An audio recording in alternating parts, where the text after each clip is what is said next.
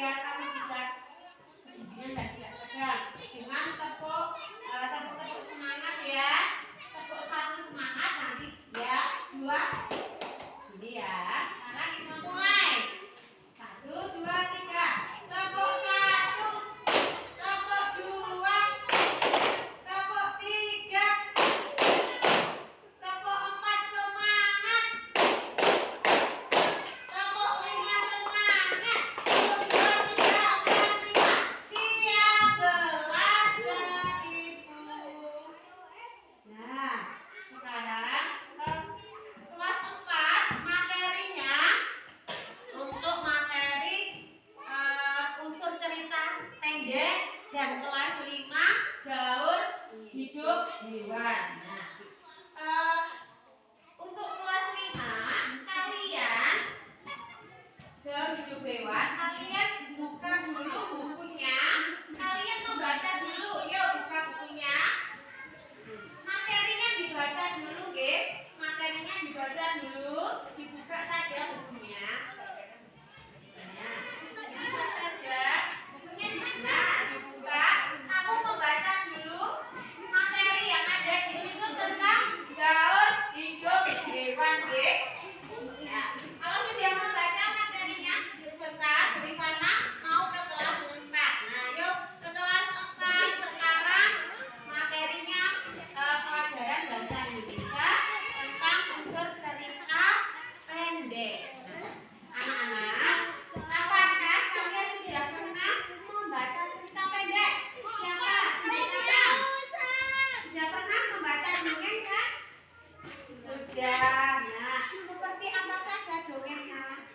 Si Kancil, Borong Timur, Persahabatan Gajah dan Semut. Terus apa lagi? Tentang Tani dan si Kancil, ataupun cerita pendek lainnya. Nah, sekarang bukunya kamu dikeluarkan dulu ya. Bukunya dikeluarkan dulu yuk. Bukunya dikeluarkan ya. Cerita pendek itu, nah, cerita pendek pasti kalian sering membacanya. Biasanya cerita pendek itu atau dongeng itu nyata atau tidak nyata? Tidak nyata. Ya, tidak nyata. Fiksi ya, fiksi. Nah, di situ di cerita pendek itu pasti ada unsur-unsur cerita pendek intrinsik. Namanya satu, ada apa saja itu? Ada tokoh. Yang kedua ada latar, ketiga ada tema, ada alur, terus nanti ada amanat. Nah, pertama tokoh dulu. Tokoh dulu itu berarti subjek atau orang atau hewan yang apa? Yang kita apa? Siapa yang tahu? Nanti Ibu beri bintang 5. Tokoh itu apa? Tokoh atau penokohan itu siapa yang tahu? Tunjuk tangan. Siapa yang tahu?